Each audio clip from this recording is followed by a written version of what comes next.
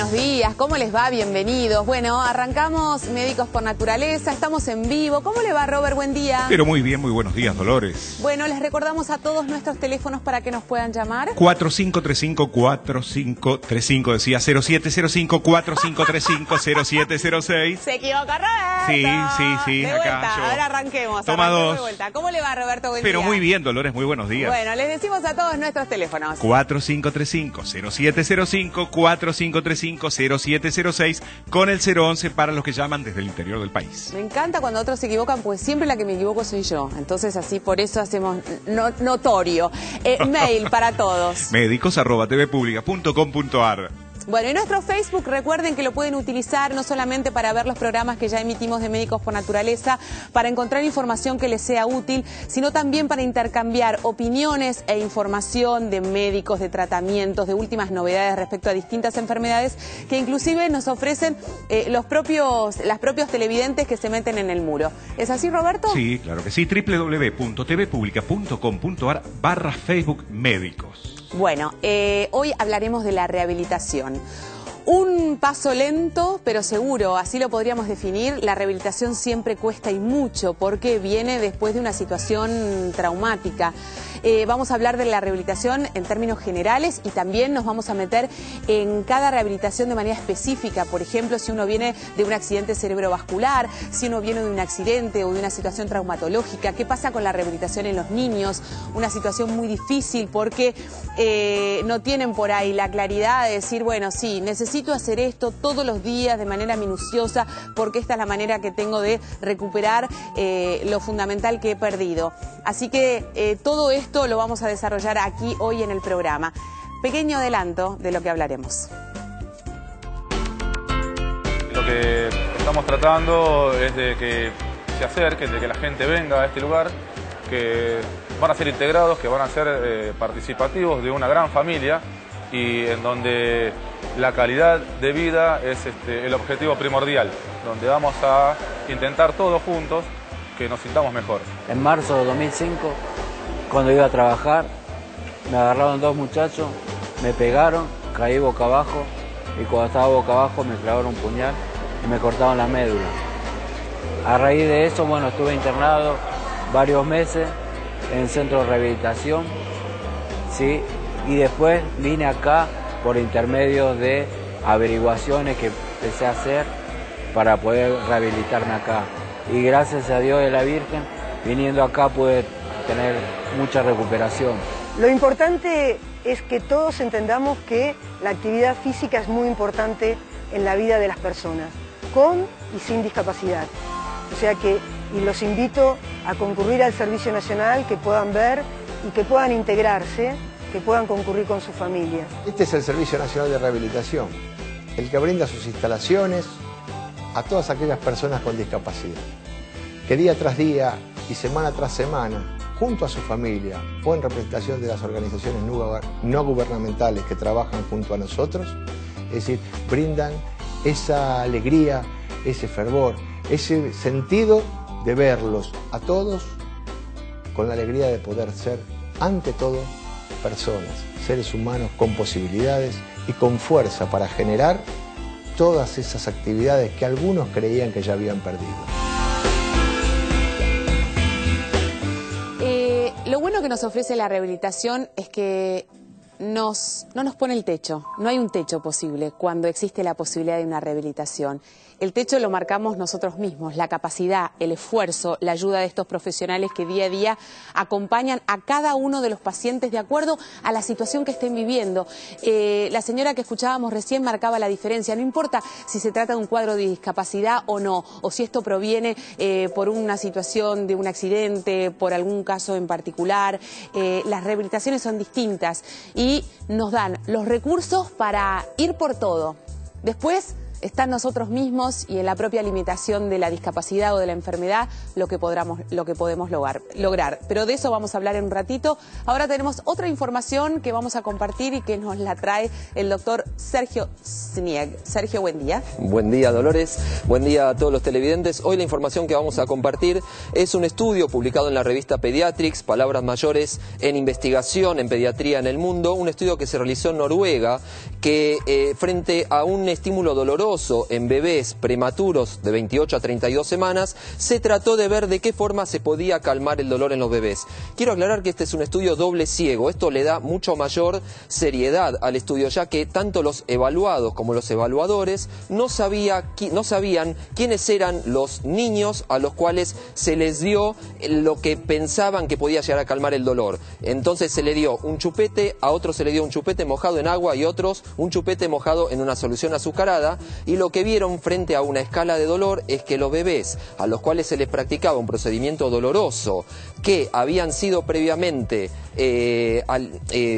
mojado el chupete en una solución azucarada, en una escala de dolor mostraban menor puntaje, o sea que se veía que le dolía menos. Un procedimiento muy sencillo frente a algo que nos importa, como es el dolor en los bebés. ¿Cómo podemos bajar esto a nuestras casas, a nuestros hijos? Fácil. Los bebés, cuando les duele la panza, más que nada los bebés chiquititos lactantes, frente a que la madre se lo ponga a la teta y succionen, cuando empiezan a tomar esa solución azucarada, que es la leche de la madre, van a experimentar menos dolor. Mirá qué interesante esto, Sergio, porque es todo lo contrario a lo que uno suponía antes, que si el bebé succionaba, por ahí se llenaba más de aire y de esa manera podía tener mayor dolor abdominal, ¿no? Lo que pasa es que no solamente se llena de aire, los bebés tienen algo que se llama aparte reflejo gastrocólico, que es que cada vez que succionan, el intestino empieza a movilizar hacia adelante toda la materia fecal y todos los gases, hace que el bebé elimine materia fecal y de esa forma también se calma el dolor de panza. Bueno, gracias, Sergio. Hoy hablamos de rehabilitación y la buena noticia es que, para los que no lo saben, existe un Servicio Nacional de Rehabilitación en nuestro país que funciona activamente y que ofrece y le permite a toda una cantidad de personas que necesitan rehabilitarse a diario acceder a este servicio. Consultamos a Adrián Andretta, que es coordinador técnico del Servicio Nacional de Rehabilitación, y esto nos contaba. Como el Servicio Nacional de Rehabilitación es el organismo rector en la nación, digamos, respecto a las personas con discapacidad, esto se ha descentralizado a todas las provincias. Hoy tenemos un certificado único de discapacidad que se otorga en cada una de las provincias. ¿A través de qué? De convenios que se han hecho con cada una de ellas en cumplimiento de la ley. Tenemos un certificado inviolable, intransferible, con todas las normas de seguridad, elaborado en la Casa de la Moneda, y lo otorgan todas las provincias. ¿Qué hizo este Servicio Nacional de Rehabilitación? Bueno, generó un cambio de paradigma.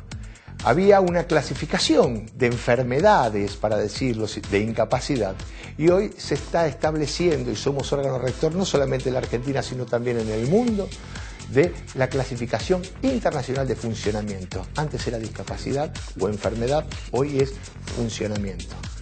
¿Y qué pasa? ¿Cuál es el concepto que varía también esto? No se habla de discapacitados, se habla de personas con discapacidad, porque ante todo se antepone al ser humano como eje central y no solamente a la enfermedad como tal, que discrimina negativamente. Además, tenemos un registro, llevamos un registro de personas con discapacidad que se unifican a través del otorgamiento que pueda dar cada una de las provincias y las juntas evaluadoras respectivas. Nosotros, al ser órgano rector, también, es decir, no solo capacitamos, sino que además asesoramos en cuanto a las barreras físicas, a las necesidades que se tengan, la obtención de baños para personas con discapacidad, así todo el tema de infraestructura para su manejo con las medidas adecuadas, e incluso hemos financiado en distintas provincias la construcción de las mismas a los fines de dar una salida a estas barreras físicas que impiden a veces el normal desarrollo funcional de las personas con discapacidad. Tenemos el área de recreación y deportes, donde acuden las familias individualmente, las personas con discapacidad y sus familias individualmente, como así también las que vienen representativamente por organizaciones no gubernamentales. Por otro lado, lo llevamos al registro de prestadores y por otro lado las franquicias automotrices para las personas con discapacidad que no pueden transportarse en el transporte público. Bueno, vale la aclaración porque yo lo había presentado como un centro de rehabilitación, más allá de que ese sea el nombre puntual. Para quien nos está mirando, es importante que vos, Alex, expliques que es un lugar donde justamente se tramitan todos estos certificados de discapacidad y a partir de allí se derivan a distintos centros de acuerdo a cuál sea la problemática específica de cada persona. Así es. Bueno, ¿por qué es tan importante la rehabilitación? Bueno, es fundamental por un montón de cosas. Vos lo redondeaste muy bien en el inicio. O sea, cuando hay una patología, cuando hay una enfermedad, principalmente crónicas o aguda, como veíamos en la nota recién, el primer intento es salvarle la vida a la persona. ¿Sí? Diagnosticar cuál es el problema, es salvarle la vida. Y la discapacidad que puede llegar a tener, de acuerdo a lo que tenga, es algo que se va a ver en un segundo paso, en un segundo estamento. Hay muchísimas patologías y la rehabilitación va a pasar por un montón de factores, pero es importante tener en cuenta que una rehabilitación hay que tener muy en claro, primero, cuál es la patología y hasta dónde nos va a llevar o permitir llegar. Eso es muy importante, siempre tener objetivos claros. Esto, porque yo decía que no había techo, ¿no? Y que es importante que la persona pueda saber que los límites que tiene son los propios, los que esa persona se impone. O no, por ahí estoy equivocada en este concepto y el tratamiento y la manera correcta de empezar o de iniciar un tratamiento con una persona es plantear pequeños adelantos y a partir de allí ir creciendo. Yo siempre digo que la rehabilitación es un arte. O sea, uno tiene un bagaje de conocimiento muy grande donde intuye o prevé las cosas que pueden pasar, pero cada paciente es un mundo. Cada paciente, cuando uno trabaja con rehabilitación, nos asombra día a día por las cosas que puede ir logrando, pero esto depende de la capacidad, el esfuerzo, la familia. Uno no rehabilita solamente al paciente. Uno cuando trabaja en rehabilitación trabaja con la familia, trabaja con la sociedad, porque de nada sirve, por ejemplo, imaginemos a una persona que pudo tener un accidente y una lesión medular como veíamos recién. Uno lo puede rehabilitar, le puede reeducar la marcha, le puede reeducar la mancha para que pueda caminar si es que consigue caminar o una silla de ruedas, pero después va a salir de la institución y se va a encontrar con una sociedad que le va a imponer barreras. Entonces ahí es donde es muy importante trabajar la rehabilitación también para que esta persona pueda tener accesos más fáciles, donde tenga calles donde pueda transitar en una silla de ruedas, donde pueda subirse a un colectivo, donde pueda ir a trabajar y tener la aceptación en el trabajo de acuerdo a la capacidad que tiene. Entonces, esto es lo que se trabaja desde la rehabilitación con equipos interdisciplinarios, trabajando cada uno desde su lado, buscando potenciar las capacidades que ese individuo pueda tener a partir de una discapacidad, sea motora, sea mental, sea en un niño alguna alteración neurológica, sea alguna alteración cardíaca. Eso en definitiva es lo que uno va a ir englobando y buscando de una u otra forma según sea el caso. Bueno, quiero aprovechar, y esto es algo personal, mandar un beso muy grande a un amigo mío que justo ayer tuvo un accidente en moto bravo y que está internado y que va a necesitar rehabilitación a propósito de lo que estamos hablando, así que un cariño muy grande que espero que se recupere muy pronto. Bueno, hablamos de la rehabilitación en la tercera edad y Ale daba como el puntapié inicial para hacer referencia a este tipo de rehabilitación, que muchas veces no tiene que ver con un accidente en particular, que muchas veces no tiene que ver con una discapacidad o una patología que viene de antes, pero que la propia edad genera dificultades que necesita o que es tremendamente beneficioso hacer un trabajo de rehabilitación. Sí, sí hay algo en donde la medicina de la rehabilitación justifica plenamente sus funciones con la geriatría, digamos. Es obsoleto ya pensar que solo la rehabilitación va dirigida cuando ya está el problema hecho o cuando ya tiene una situación de dificultad a punto de partida de alguna enfermedad. Lo que sucede con la geriatría es que hay una mirada preventiva, entendiendo de que el proceso del envejecimiento conlleva, digamos, deterioros funcionales que actuando la rehabilitación, invitándola a actuar desde antes, el fisiatra puede hacer que esto se demore en el tiempo. Digamos, uno no puede evitar el proceso del envejecimiento, pero sí puede retardarlo o que llegue con una mejor funcionalidad, sea lo que fuera, porque también desde la geriatría tenemos un concepto más amplio. No solo se rehabilita lo físico, sino es de importancia en la persona mayor insertarlo nuevamente a sus funciones diarias, saber que muchas de las veces, digamos, rehabilitamos no para que el paciente se adapte al ambiente, sino el ambiente adaptarlo al paciente, porque no siempre es fácil esto, claro. Y hay toda una connotación social, cognitiva, mental y de estima del paciente. Así que, digamos, la mirada es prioritaria, digamos, nosotros conformamos equipos multidisciplinarios y es un eje la medicina de la rehabilitación en nosotros, es primordial. Fundamental. Y aparte también preparar al paciente para conocer, en este caso todo lo contrario, sus propias limitaciones, ¿no? Que no debe ser tarea sencilla. Es un proceso, es un proceso. Y con el médico, porque generalmente nosotros somos quienes coordinamos